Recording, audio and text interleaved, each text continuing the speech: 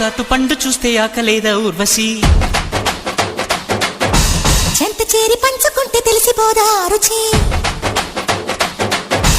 ఆకు చాటు పండు చూస్తే ఆకలేదా ఊర్వశి చెంత చేరి పంచుకుంటే తెలిసిపోదా రుచి ఓ చెల్లి ఇలా సవాలు చేసిలా అని యమ